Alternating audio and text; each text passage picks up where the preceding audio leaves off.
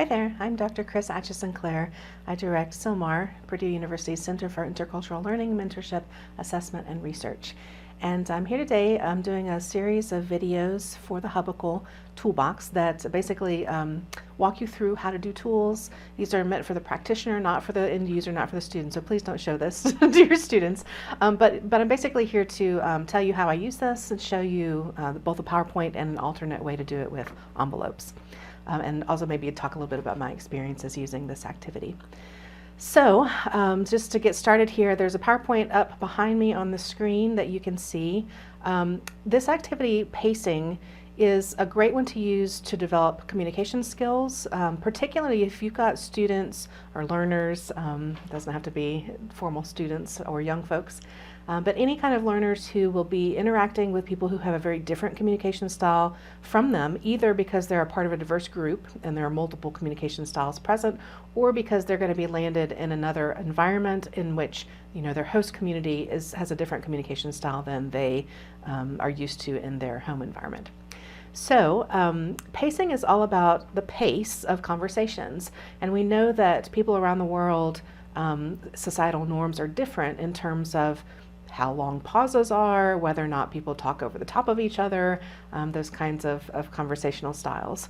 And the differences between these conversational styles can actually make people quite uncomfortable when they encounter things that they're not used to, and they often see other people as very rude or not considerate of them and their feelings, and it's difficult to sort of catch the rhythm of the conversation and become involved with interactants who have a communication style that's very different from yours. So this activity leads people through understanding what those different communication styles are, as well as giving them an opportunity to practice and stretch their comfort level, get into the learning zone, hopefully not into the panic zone, but definitely outside of their comfort zone, and really experience and experiment with different communication styles and paces.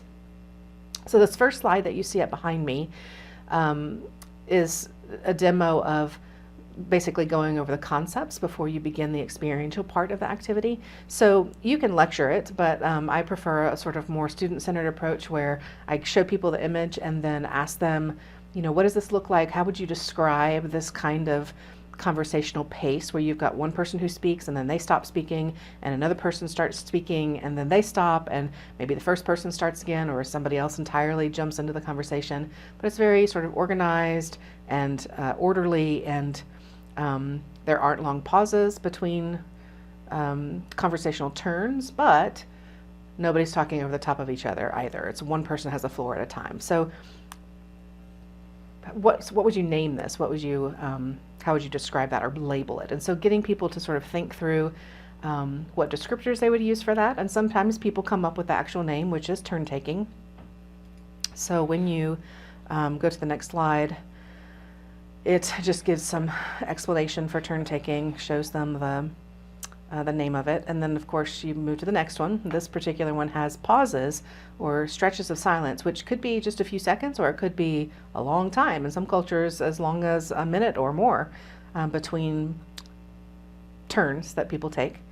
And so again, getting people to think through how would you label this, maybe even how would you feel about it? Is this something that would be comfortable to you or not?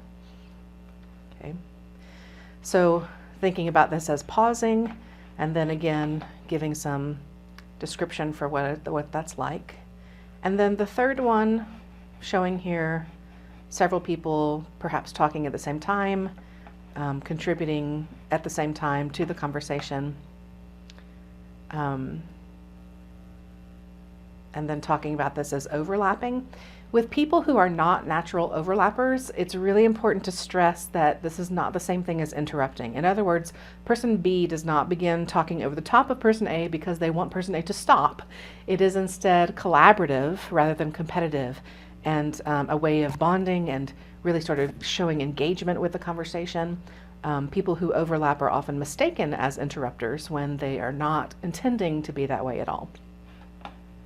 So there's a second slideshow that you can download under this tool pacing in the digital toolbox on the Hubble, and it has these same slides, but also some additional slides if you want to use the PowerPoint to actually regulate and facilitate the experiential part of this activity, which is managing people in small groups actually practicing with each other across these different communication styles.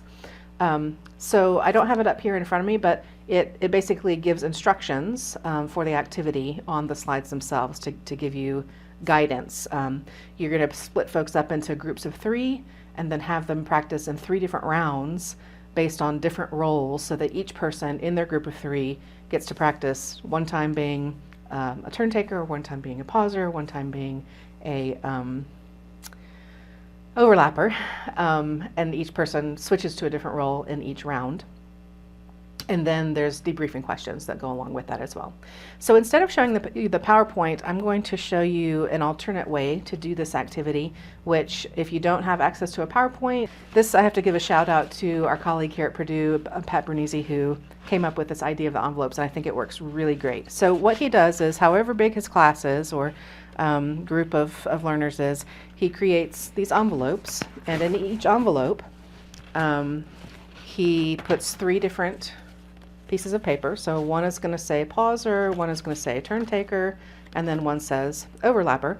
If you need groups that are bigger than 3, you can make them 4 or 5 or however many, just put additional slips of paper in. But 3 really works the best, because then each person gets to do each of these roles. Okay, so in this in each round, they're going to draw one of these out, or they can draw one out and then pass them around the group. But the point of taking a slip of paper is that you can see what role you have, but other people don't know what role you have. So they're going to have to be able to tell by the way that you're performing.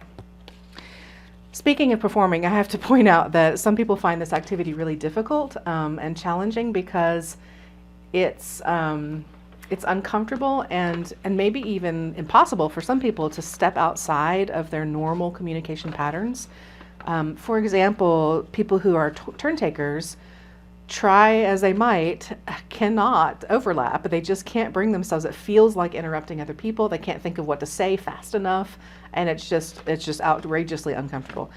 People who are pausers, again, like to think and process and take their time to formulate their thoughts, and they have trouble doing the others. Also, people who are overlappers have a hard time being quiet sometimes and pausing or turn taking and not collaborating with others in the moment.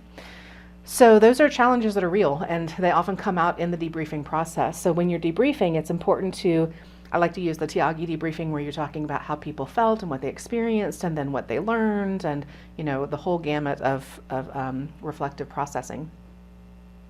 One of the things that comes out of this is some of the negative stereotypes that we have towards people who are in these different groups, and the sort of gut level visceral reactions that we have when we're in an environment where the communication style is very different from what we're used to.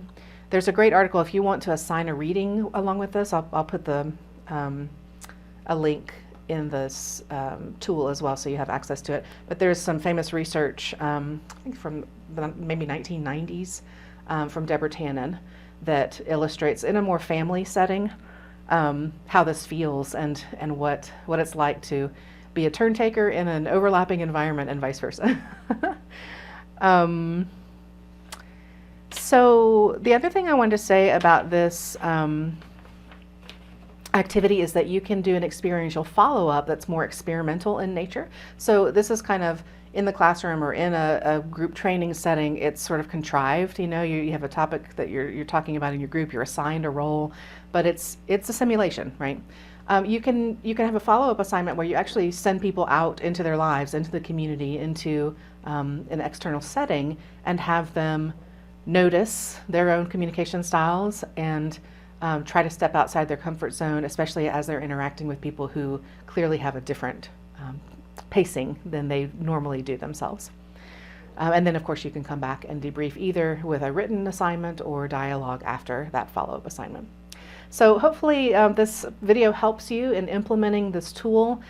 We found it very useful in preparation for study abroad. I think it's also great for when you're on a diverse team and people are communicating in different styles and you have to adjust to other people's expectations and also be comfortable with the ways that other people are interacting outside of your cultural norms. Other settings, it does work in a traditional classroom. It could work online, like if you do it in a virtual exchange setting, if you break out into separate rooms with groups of 3 in each one.